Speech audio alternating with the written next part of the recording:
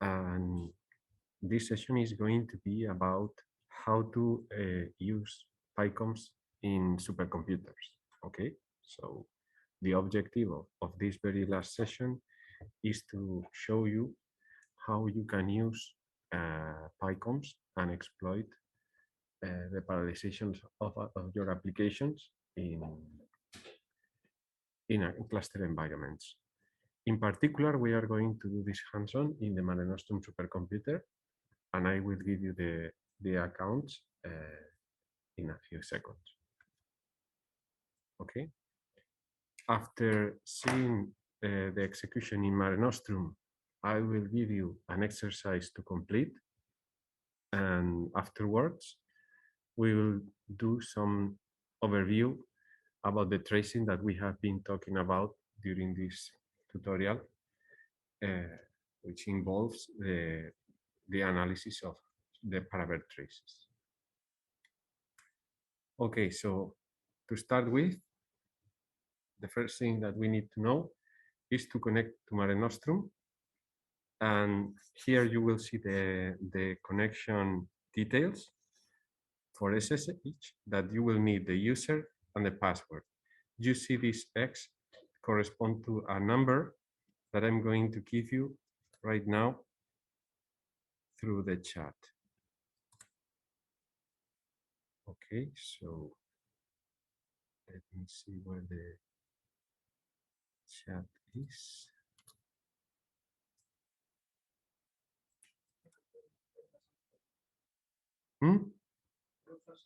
Yeah.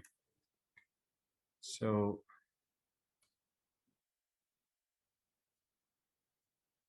does it appear good in the chat? Okay, so in the chat you will see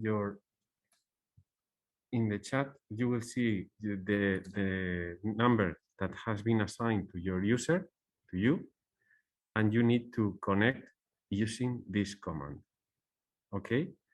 In this slide, we see the very first steps that need to be done to start with this hands-on. Okay. So first, connect to MareNostrum using --X. It's important. And then once logged in, you need to at least do this copy here, at least. This conf load can be done afterwards, but for the sake, copy this source folder into your home folder so that you can deal individually with the examples and the exercise. If there's somebody using Windows, then you will probably need an application like PuTTY or something like that, an SSH client. I guess that you already know. Well, in PuTTY, there's an option to use well, to tunnel the X, no? Yes, to tunnel the X windows. But I guess that with PuTTY, you need to install something else to make it compatible. It's not totally needed, but if you want to check the traces in your laptop, then you will need to check it out.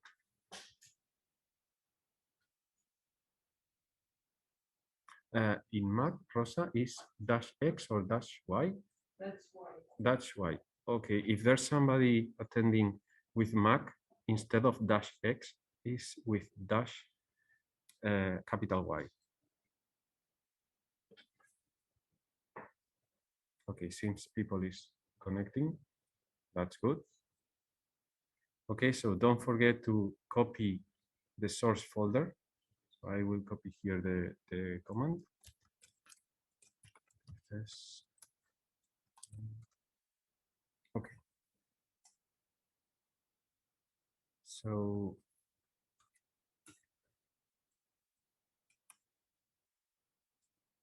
when you go and you connect to MareNostrum,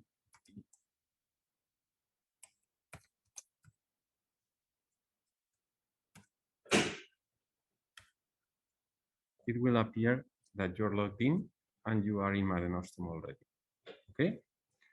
Okay, so once you copy the source folder, you will have in your home directory, you will have a folder called source. Okay, so you can go into that folder and you will see that we have two things here, two important things. One folder with some examples that we will discover in a few seconds, and one exercise which is launch and SRC. Okay, but to begin with, the first thing that we need to do is to load comps into the environment. As probably you may already know, the supercomputers use the modules that are used to load some kind of software and use it. The first thing that you need to do is to run this command, this export here. Okay, so I will paste it in the chat. In the chat. Okay, so the copy command is this one, and the export is this one. Okay, and now you are ready. Once you do the export, you are ready to load comps. So you can do module load comps /2.10, which is the latest version that we released a few months ago. Okay. So now it says that it has loaded Java for the runtime, Happy for the tracing, Python 3.7, and comps 2.10. Okay. So now we have currently, once you run this command, you already have the same command of the PyComps CLI. So you can run PyComps assist, sorry, yes, or PyComps-x, sorry, and you will see the help. And this is exactly the same command that we were using in the previous demos and HandsOn. Note that we've been using PyComps with init to start a Docker instance and Docker monitor to start monitoring and Jupyter to load Jupyter. Since we are in a supercomputer environment and we have a queuing system, in this case it is Slurm, there's a particular argument in PyComps, which is PyComps job, that helps submitting PyComps jobs to the queuing system.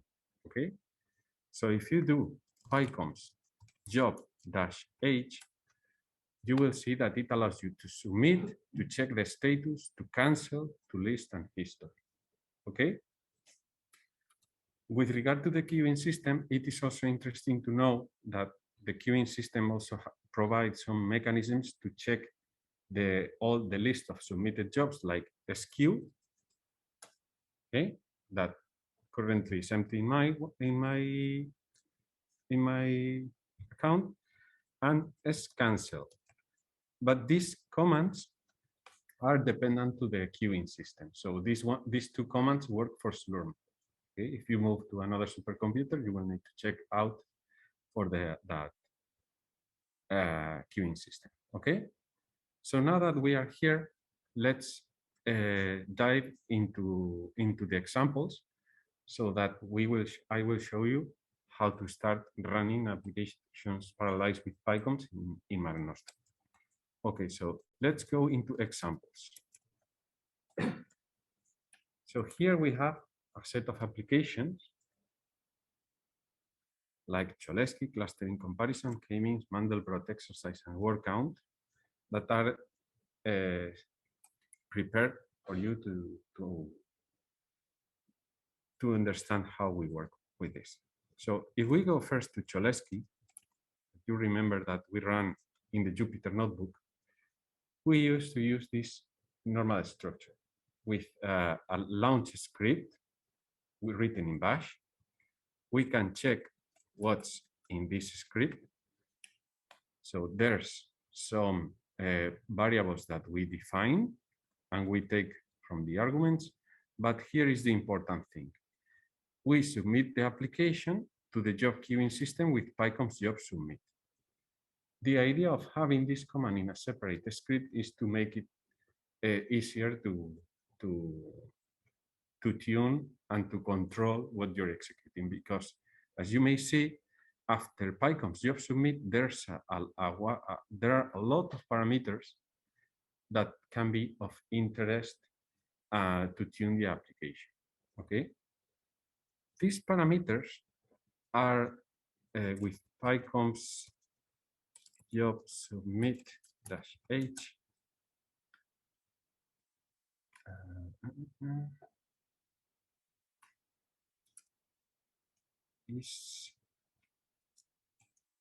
Well, they are not currently in the documentation, I guess, in the help, but they are in the documentation. We need to include that.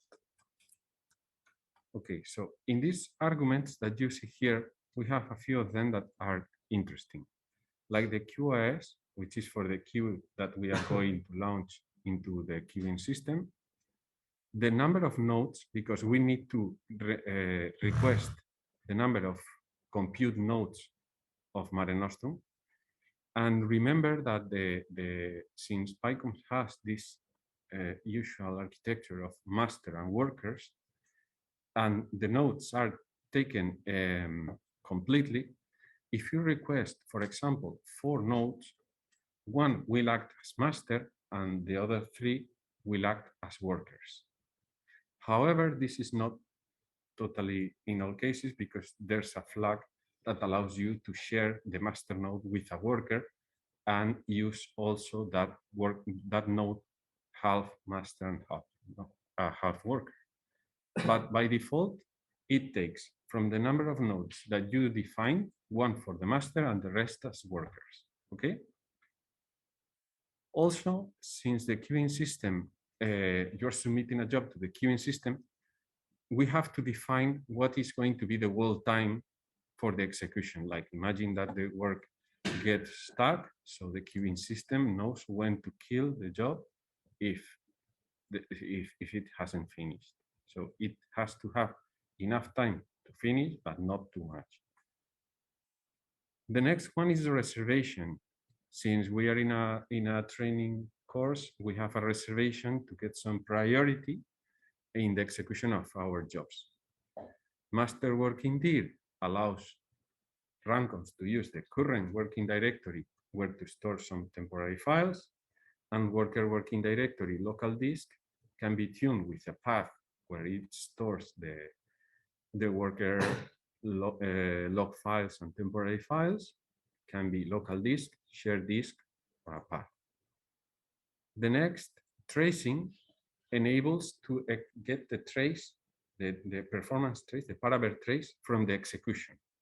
This is very interesting and very important in this kind of environments to understand the behavior of the application. And we will see that later on. Graph, it is exactly what we have seen previously in the comps monitor. It will generate a dot file that we can then convert to PDF and check the final task dependency graph.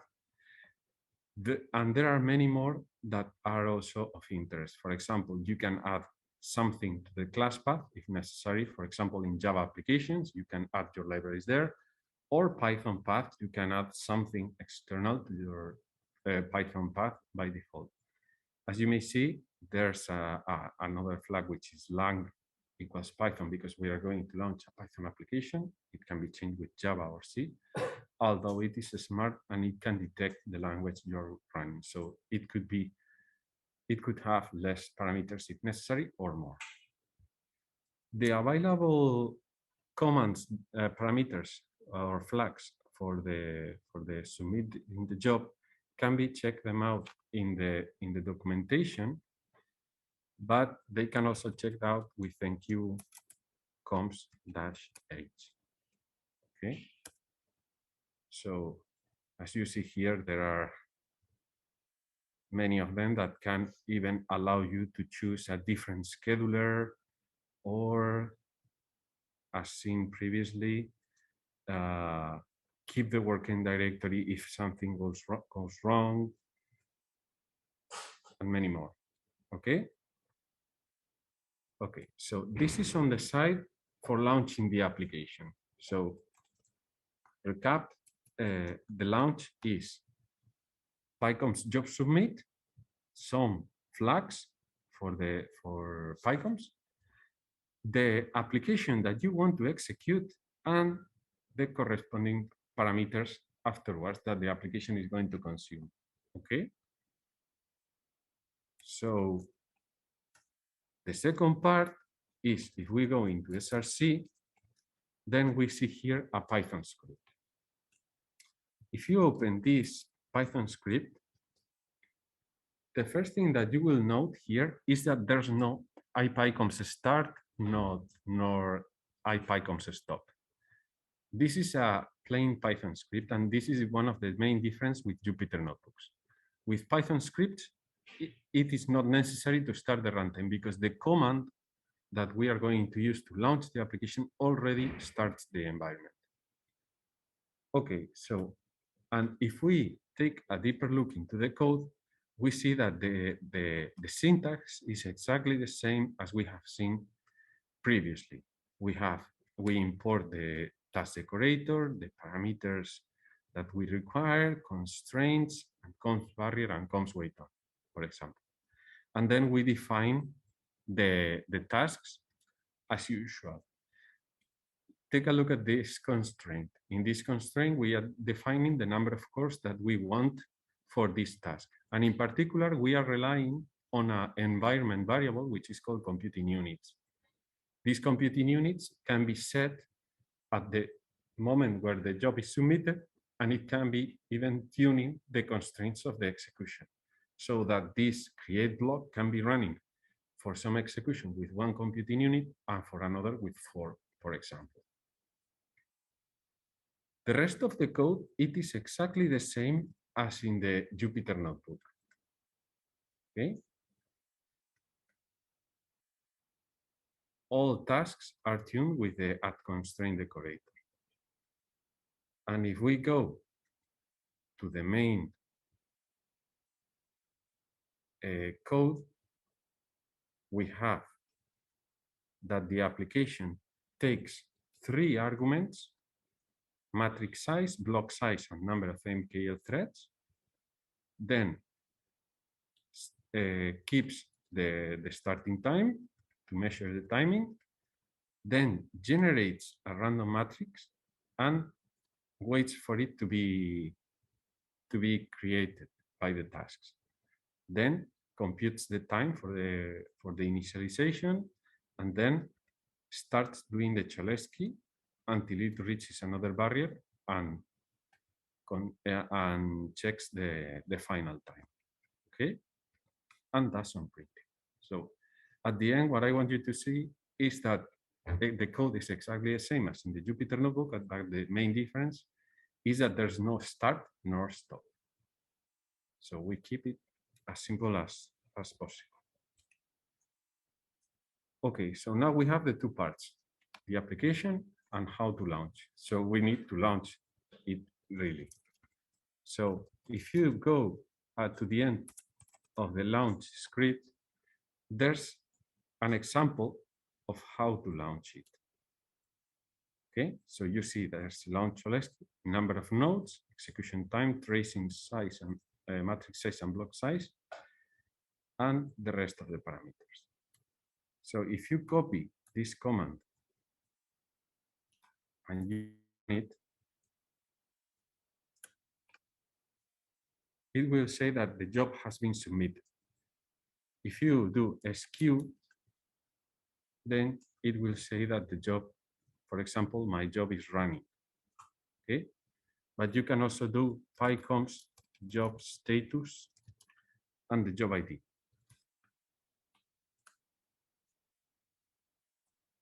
Okay. One cool thing is that you can do PyComs job history and it will tell you the jobs that you have already executed. And if you tune job history with the job ID, oh, this is not in the namespace. Well, we need to polish this a little bit. Okay, so while now the job, it is a status in CG, which is ending, okay? So now we have to care about what's the output of the execution. As in normal batch jobs, Slurm provides an output and error file. So these correspond to the standard output and the standard error of the execution.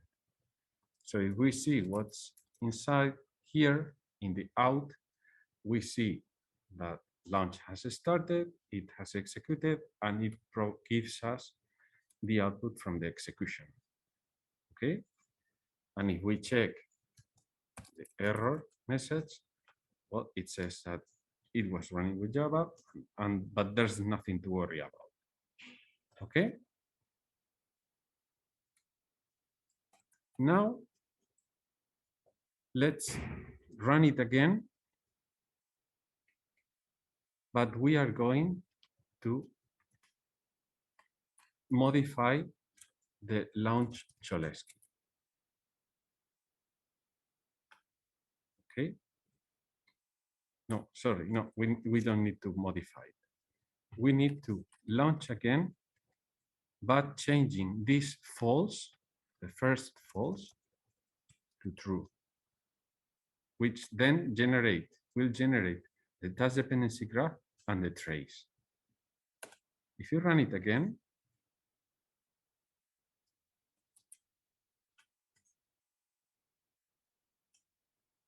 second time is this one. Then now I have to wait a little bit.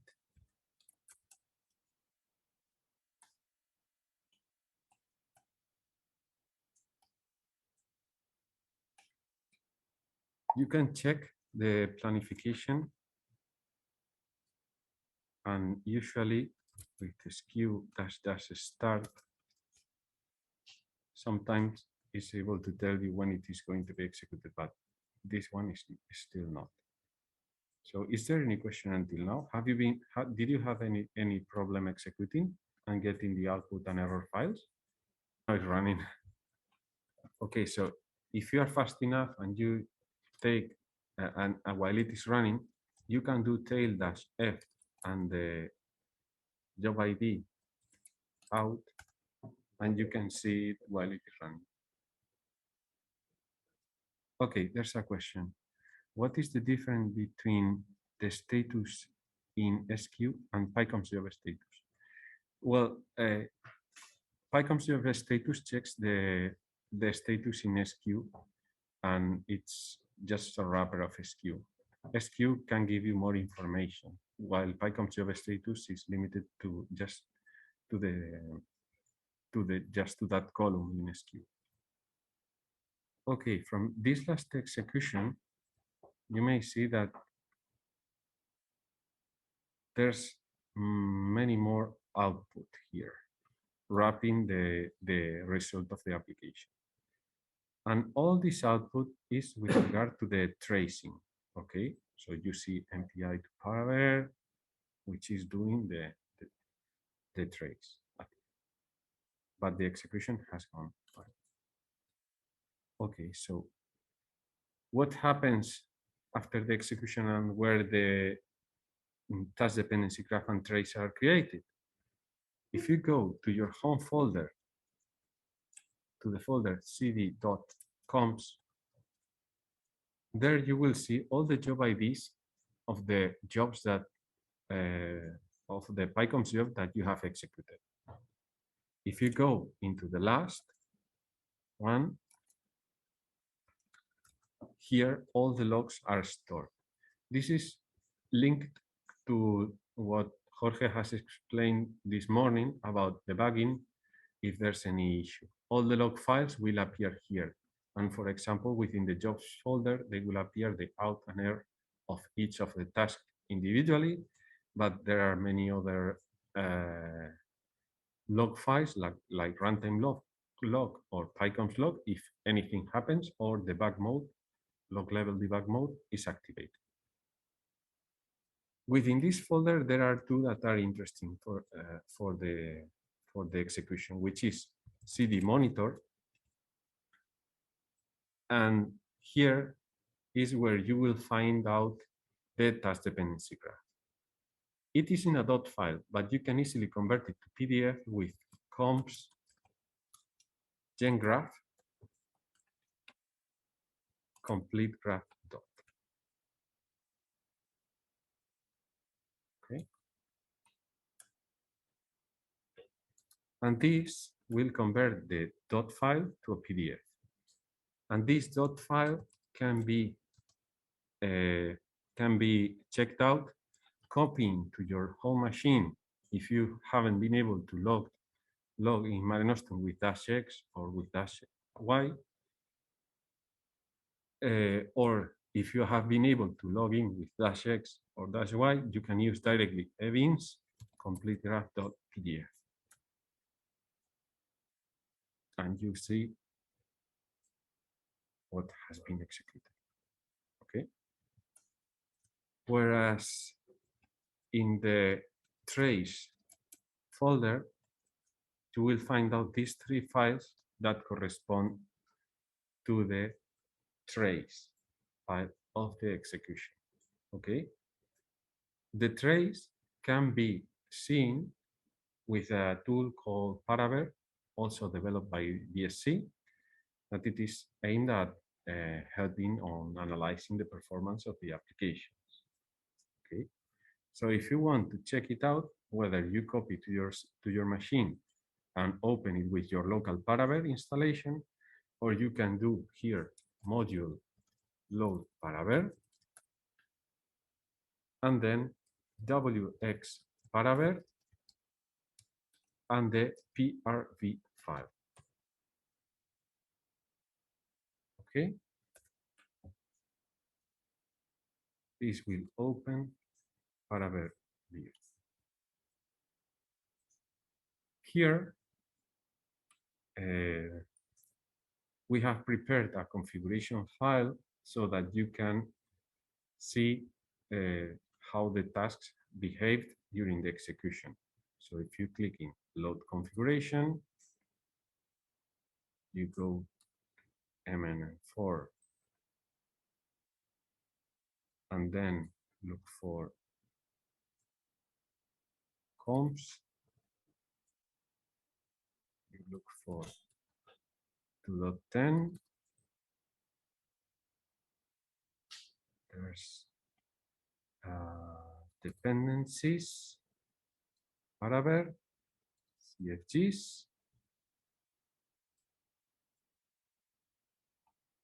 comps tasks.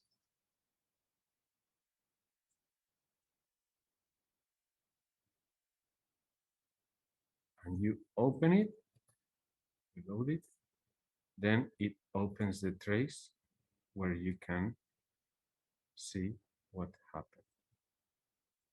We will go deeper into what a trace is and what do we see here later on. But I can advance that the colors that we see here correspond to the colors of the task dependency graph, and in the x-axis we have the time, and in the y-axis we have the course. So we can see the tasks where they have been executed and how long did they take. So we can zoom in if we want, see what happened. Okay, so we will dig into this later on.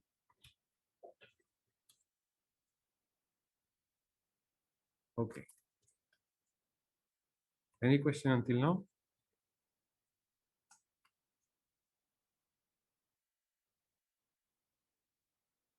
Okay, so then maybe we can continue with another example.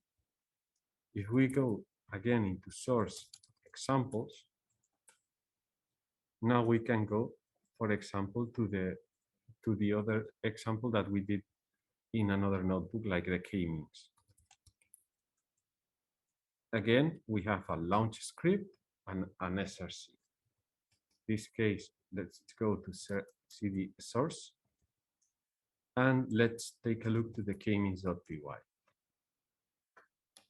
Okay, so we have again Python code with the task decorator, the cluster points partial sum, the reduction, the convergence function, and the main algorithm, which is an iterative algorithm which computes the distance to the closest centers of each cluster. Okay. Again, if you go to the main, it takes for parameters like the number of vectors, the dimensions, the number of clusters, and the number of fragments. But you may see here that there's no PyCons start, no PyCons stop. Okay. So we have a plain Python code that it is doing the k-means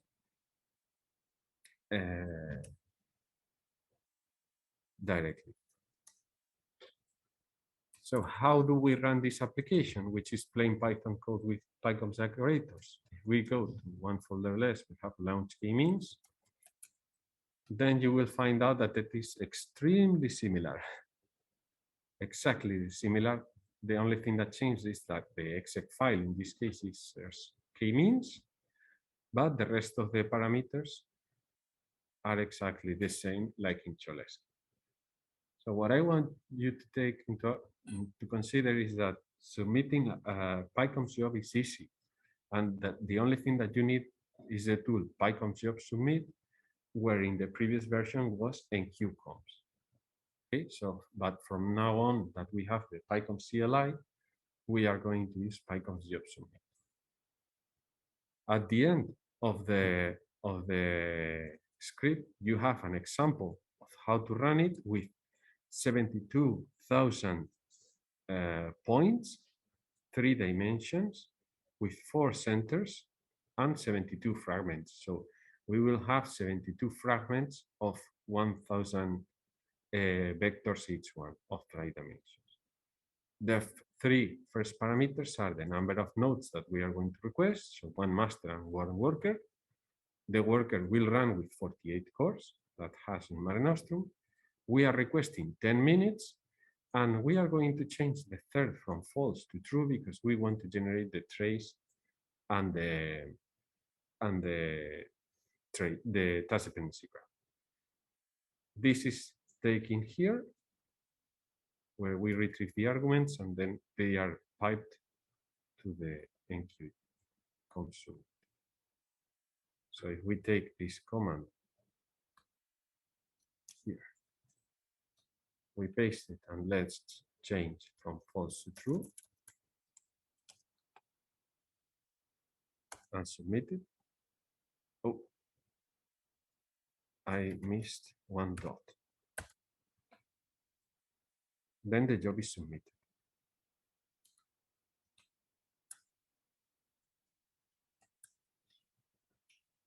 And my job is running.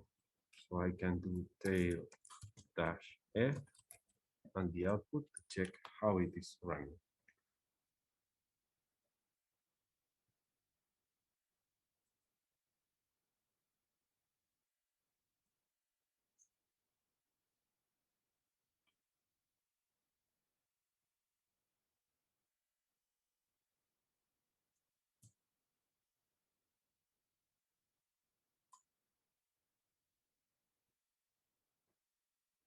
Okay, it has reached the 10th iteration, and it has taken 16 seconds. Now it is creating the trace file. And in a few seconds, it will end up.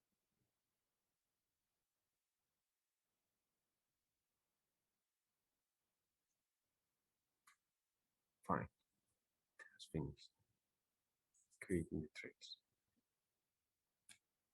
Control-C, you can go.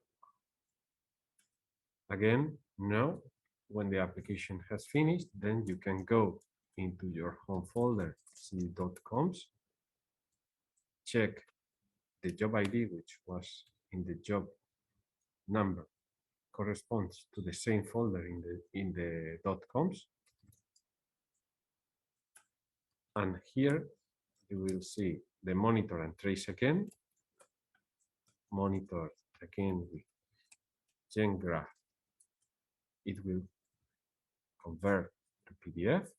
Now this one is much bigger because we have 72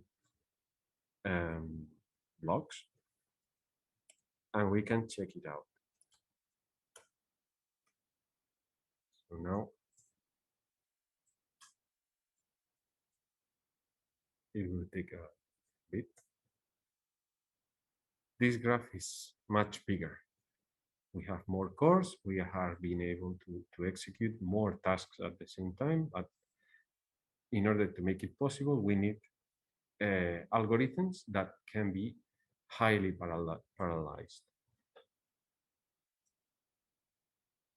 If we go into the trace folder, again, we can check with Paraver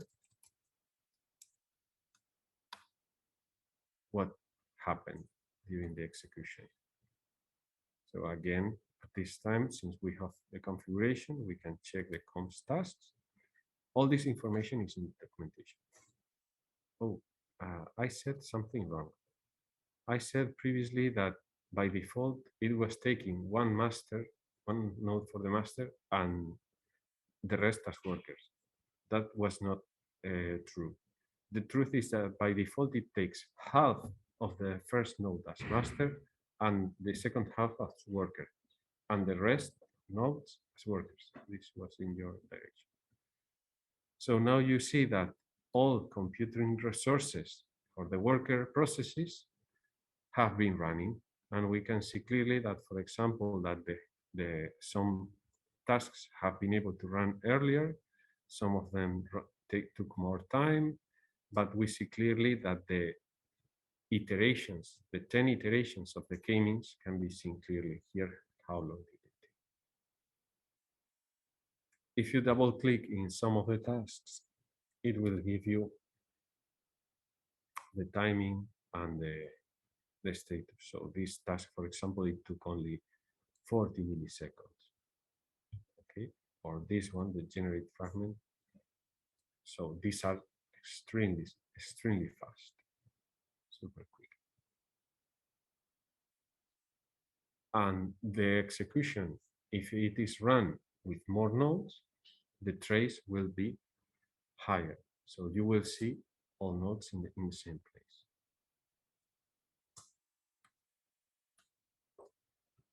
Okay, so let's continue with the examples with the next demo application. The next demo application, it's the clustering comparison. This clustering comparison has a peculiarity. If we go into SRC and we check out the application itself, go to the top. This application has a difference from the others because this one is using dislib. Okay, so until now we have two demo applications that were running without dislib, and you have seen that it can be run with PyCom's job submit very quickly and very easy. Okay, but how do we execute an application, a PyCom's application that it is using dislib? Since dislib is a library, we need to import it also as PyComs. But the very first thing is to have your application using dislib. Again, what I want to point out in this example is that this one is importing dislib, like in the Jupyter notebooks. It imports dislib and the clustering algorithms and uses them like normal Python code, like if you were using sklearn, for example. Okay, so what happens is that PyComs is hidden because it is being used by the dislib inside. Okay. And how do we run this application? Because we need this lib library. Okay, so if we go into the launching script, we have a solution here, launch CC. We have another module, which is module load dislib 0.70, which was the latest release that we have, that loads this library, this lib library, and puts it into the Python path. Okay, so we can do directly here module load dislib 0.7.0. This will be enough. You can check the modules that are already loaded. So this is using already loaded comps. Otherwise, it will load comps. Module list. We are using comps 2.10, Python 3.7.4, and this list here. And now, if we launch this script with the example, it doesn't take parameters. It just runs cc.py, but we still need to say how many nodes we want to use, the time that the wall time, and if we want trace and task dependency graph. So if you run this command, again, it will, since the module load this lib is inside, it will try to load, but it's already loaded. And hopefully it will not take too much time to execute. Mine is already running. So if we do tail-f comes out, we can check its status interactively. Again, starts tracing, and now the application is going to start. Now,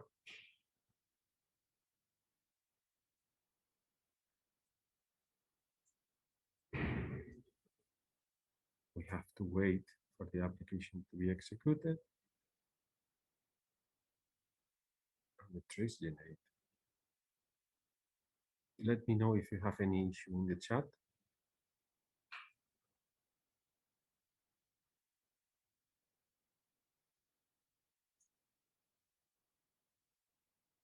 And this application will generate a picture.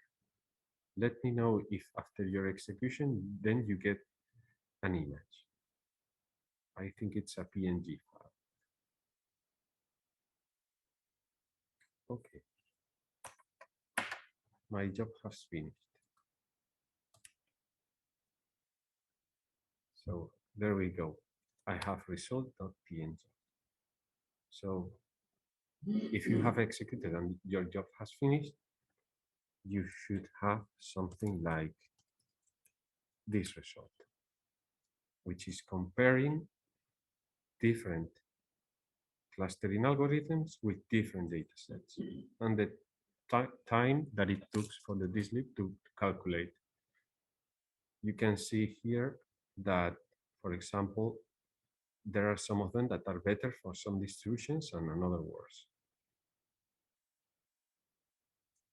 For example, with this distribution, K-means and the scan were not good enough, while Gaussian mixture was perfect, for example.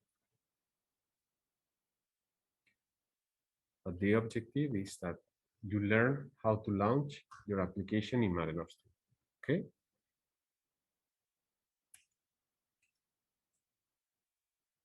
Okay, so now it's time to do an exercise. If you go into source, you will find here two launching scripts, launch.sh, which runs sequentially the application which is in SRC, which is a word count, like the example that we did yesterday with the notebook, okay? And launch with PyComps, it is a launching script that is prepared to run the word count application with PyComps. Okay, so there you have a data set that you can use and an example command line. So the exercise is going for you is to go into CD SRC, and the first thing, it is going to be composed by two steps. The first step is to modify the word count.py file and parallelize it with PyComs. And the second is to run it. Okay, so you have the code, the word count code, and the sample file here with the launch with PyComs that you can tune with anything that you may require. Okay, so I will give you like 10 or 15 minutes and you can play around with the word count or the demo applications. Of course, if you have any question, you can paste it in the chat or let me know activating your microphone.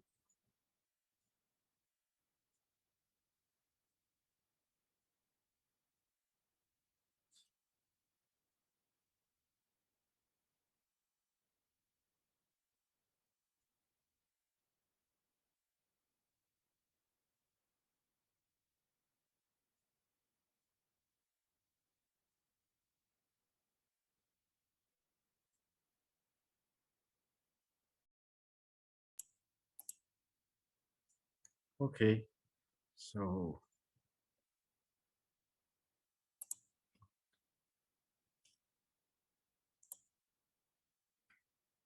let's continue. Did you were able to run it, to check the trace, or at least to check the touch dependency graph? Did you have any issue? Okay, so let's check out the last part of this session, which is going to be to give you a little bit of an overview of the performance analysis of PyComs applications. As you may see, the execution in distributed environments has some difficulties, for example, to check the logs, but in order to do the performance analysis in distributed environments, we have instrumented PyComs, well, and the COMS runtime with the extract so that we are able to get these parameter traces. These traces encode the events that happen during the execution, like, for example, the start of a task and the end of that task.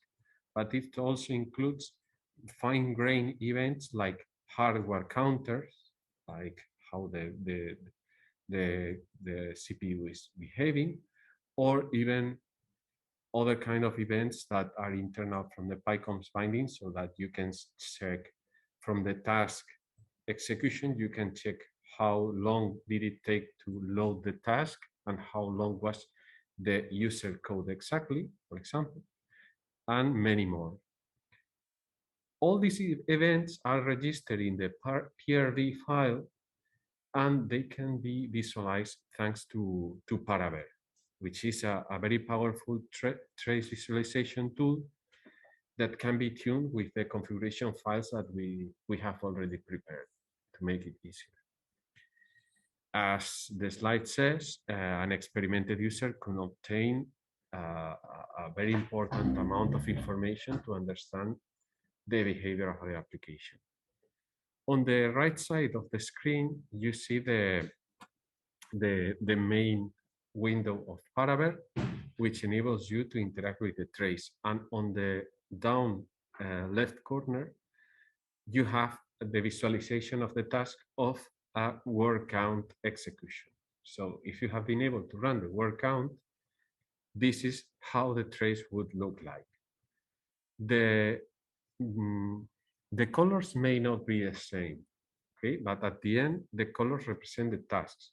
And in this case, the green, this kind of green represents the reading of a single file, the orange, the word counting, and the light green, the reductions, okay? Again, just a reminder, the x-axis is the time and the y-axis are the cores. So we have executed this word count in an 8-core machine. That's why if you check out the trace in MareNostrum, you will get a 48 cores per node and a very big trace. Okay, and what we can see here is that the comps runtime has been able to distribute the tasks over the cores very efficiently, leaving as a small, really small gaps between the tasks and trying to exploit as much as possible the available resources. These traces are generated by comps if the trace flag is indicated. And as we have already seen, it is useful for performance analysis and diagnostic. The way it works is that the execution, when the execution starts, the runtime loads extract, registers all the events in the PRV file, and at the end grabs all the events from all the worker nodes and merges it into a single trace. Okay. This is how it looks like when tracing is enabled. You see a header saying that trace is loaded, then you get the output of the application, and at the end, the merging process. This bold code output doesn't appear if tracing is not enabled. So once you get the trace, you can then load parameter. As we have seen, you can go into the folder where the output is, which is in trace, and open it with WX parameter. We already provide a set of CFGs to do this kind of analysis. We have, I think, more than 20 configuration files that enable you to check even the CPU affinity of the tasks and many other things.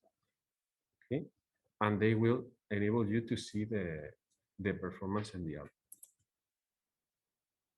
However, this tool enables you to play with the tasks and to the visualization of the tasks, so you can fit and the semantic scale or fit the window, add event flags to make easier to detect when a task starts and when a task ends, and it can even give you some more information from the info panel, like for example what the color means, what the timings, and how long did it take for a task to be executed. Also, another interesting thing is that it allows you to zoom into particular regions of the trace so that you can get a deeper insight of particular section, and you can check that during the execution the color is then, when it is black the processor is idle, and you see clearly when the next task starts. And if you double click in that black part, you see how long did it take. So summarizing again, the y-axis are the cores and the x-axis is the time. So you see how the distribution of the tasks in the environment, in the distributed environment, is being done. The colors represents the task itself. In the current version of comps, they match the same colors as in the task dependency graph, and the flags represent the events, the start or ending of the events. And this is the end of the last session about the execution in MareNostrum.